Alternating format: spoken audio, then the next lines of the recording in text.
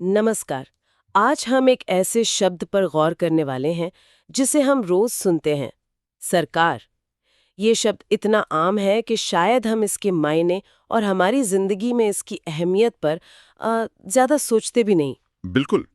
और आज हम इसी सरकार की अवधारणा को थोड़ा खुरे देंगे। हमारी चर्चा का आधार है कक्षा 6 की सामाजिक विज्ञान की किताब का एक अध्याय, सरकार क्या है। अच्छा।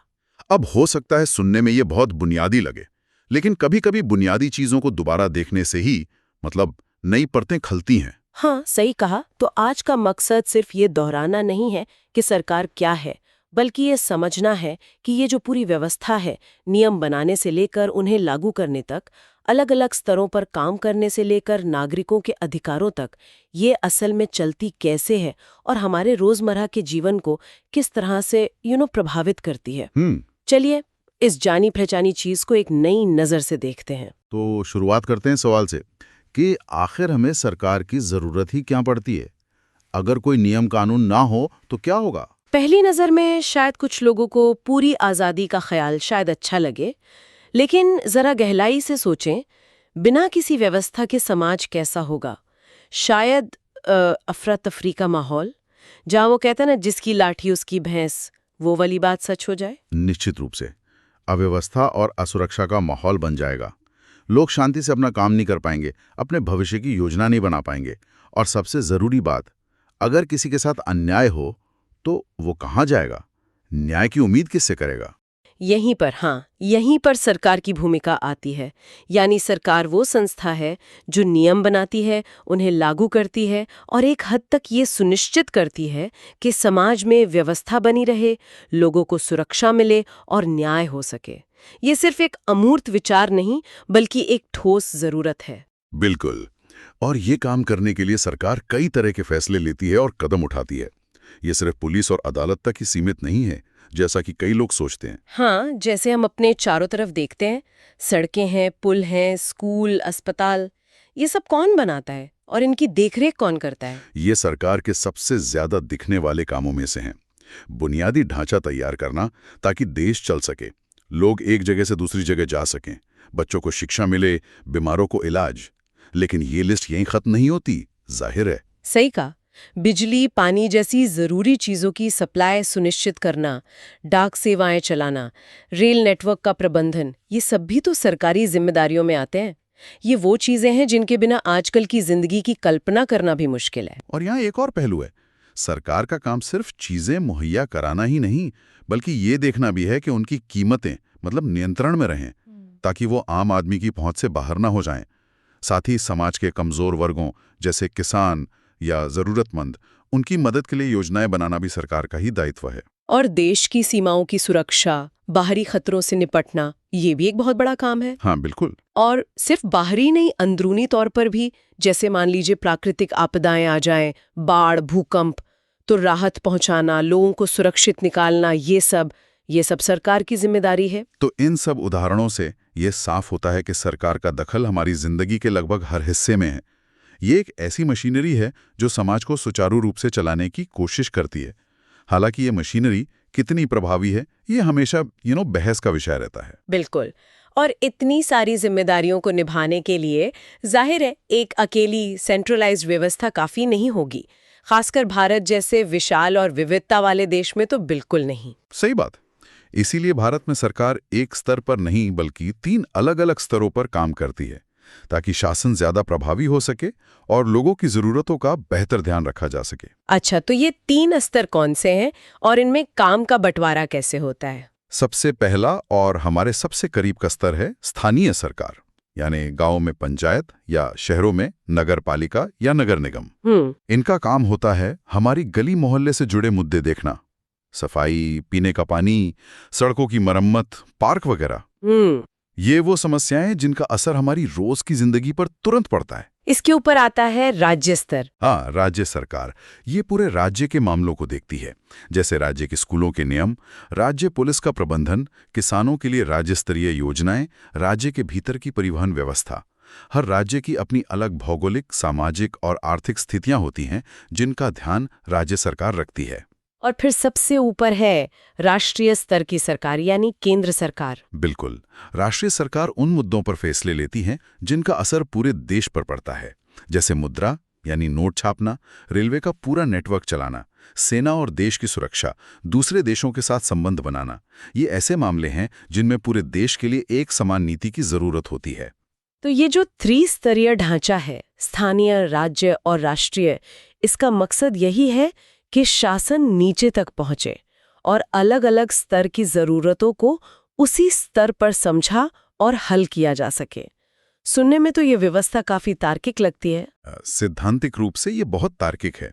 ये शक्ति के विकेंद्रीकरण मतलब डिसेंट्रलाइजेशन का एक मॉडल है, लेकिन व्यवहार में इन तीनों स्तरों के बीच तालमेल बिठाना, संसाधनों का बंटवारा करना और अधिकार क्षेत्रों को लेकर स्पष्टता बनाए रखना, ये सब अपने आप में बड़ी चुनौतियां हैं। अक्सर हमें केंद्र राज्य या राज्य स्थानीय निकायों के बीच खींचतान की खबरें सुनने को मिलती हैं। ये इस व्यवस्था की जटिलता को दिखाता है। अब आते हैं सरकार और कानून के रिश्ते पर। सरकार का एक मुख्य काम कानून बनाना है और नागरिकों से उम्मीद की जाती है कि वो उनका पालन करें। हाँ, कानून समाज में व्यवस्था बनाए रखने के लिए जरूरी हैं। ये हमें बताते हैं कि क्या करना सही है और क्या गलत, और गलत करने पर क्या परिणाम हो सकते हैं। जैसे गाड़ी चलाने के लिए लाइसेंस जरूरी है, एक कानून है जो सड़क सुरक्षा सुनिश्चित करने में मदद करता है। इसका उल्लंघन करने पर जुर्माना या सजा हो सकती है। लेकिन कानून का मकसद सिर्फ नियंत्रण या सजा देना तो नहीं है, ये नागरिकों को कुछ अधिकार भी तो देते हैं। बिल्कुल, ये समझना बहुत जरूरी है। कानून सिर्फ हमें नियंत्रित नहीं करते बल्कि हमारी रक्षा भी करते हैं और हमें अधिकार भी देते हैं।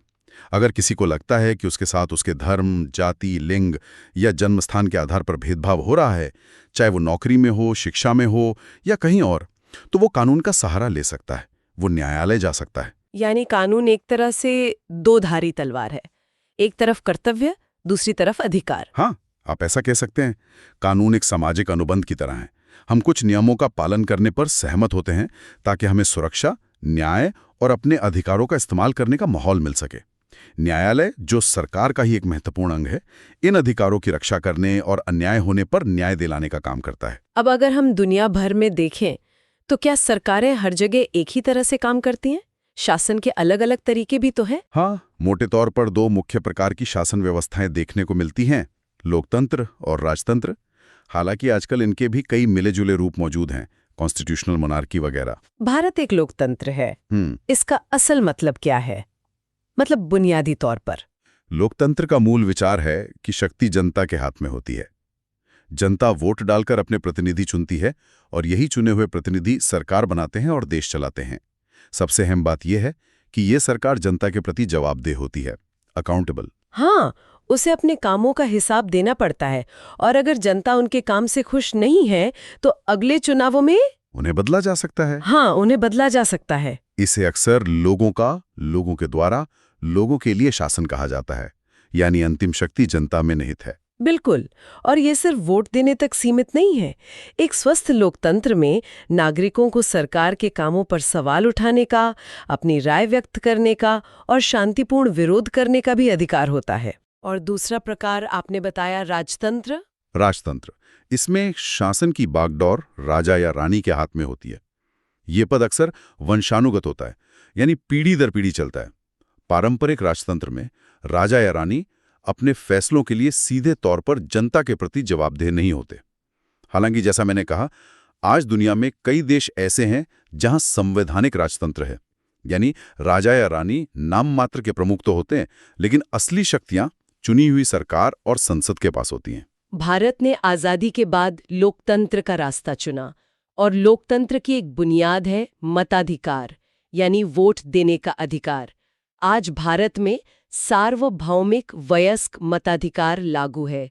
इसका क्या मतलब है? इसका मतलब है कि देश के हर नागरिक को, जो 18 वर्ष या उससे अधिक आयु का है, बिना किसी भेदभाव के, चाहे उसका धर्म, जाति, लिंग, शिक्षा का स्तर या आर्थिक स्थिति कुछ भी हो, वोट देने का अधिकार है।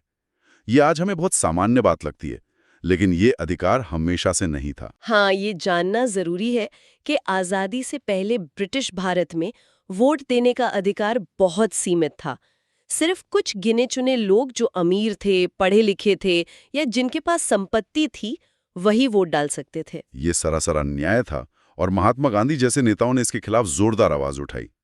गांधी जी ने 1931 में अपनी पत्रिका यंग इंडिया में लिखा था, मैं ये विचार सहन नहीं कर सकता कि जिस आदमी के पास संपत्ति है वो वोट दे सकता है, लेकिन वो आदमी जिसके पास चरित्र है पर संपत्ति या शिक्षा नहीं, वो वोट नहीं दे सकता। या वो आदमी जो दिन भर ईमानदारी से पसीना बहाता है, वो गरीब होने के कारण वोट नहीं दे सकता। ये शब्द ये आज भी उतने ही मायने रखते हैं। ये दिखाते हैं कि मताधिकार को केवल आर्थिक या शैक्षिक स्थिति से जोड़ना कितना गलत है। बिल्कुल। और इसी सोच और लंबे संघर्ष का नतीजा था कि जब आजाद भारत का संविधान बना तो उसमें बिना किसी भेदभाव के सभी वयस्क नागरिकों को वोट का अधिकार दिया गया। ये भारतीय लोकतंत्र की एक बहुत बड़ी उपलब्धि मानी जाती है। ये तो भारत की बात हुई, लेकिन दुनिया के इतिहास में देखें तो महिलाओं को भी वोट का अधिकार हासिल करने के लिए एक लंबा संघर्ष करना पड़ा, है ना? हाँ, ये कहानी भी याद रखनी चाहिए। कई पश्चिमी देशों में भी, जिन्हें लोकतंत्र का गढ़ माना जाता था, वहां भी महिलाओं को वोट देने का अधिकार नहीं था। उन्हें पुरुषों के बराबर नागरिक नहीं समझा जाता था और माना जाता था कि राजनीति वो महिलाओं का क्षेत्र नहीं है। इस अधिकार को पाने के लिए जो आंदोलन चला उसे सफ्रेज मूवमेंट कहते हैं, है ना? हाँ, सफ्रेज का मतलब ही है वोट देने का अधिकार।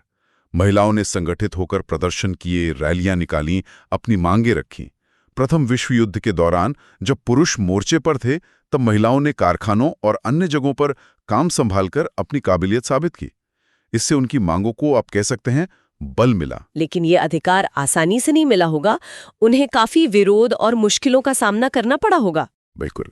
कई महिलाओं को जेल जाना पड़ा, उन्होंने भूख हड़तालें की, सामाजिक बहिष्कार झेला। ये एक लंबा और कठिन संघर्ष था। अमेरिका में महिलाओं को वोट का अधिकार 1920 में मिला और ब्रिटेन में पुरुषों के बराबर पूरी तरह से अधिकार 1928 में जाकर मिला। सोचिए। ये इतिहास हमें सिखाता है कि जो अधिकार आज हमें मिले हुए हैं उन्हें हल्के में नहीं लेना चाहिए। उनके पीछे लोगों का संघर्ष और कुर्बानियां हैं। यही सबसे महत्वपूर्ण सबक है। अधिकार मिलते नहीं है, उन्हें हासिल करना पड़ता है और फिर उनकी रक्षा करनी पड़ती है।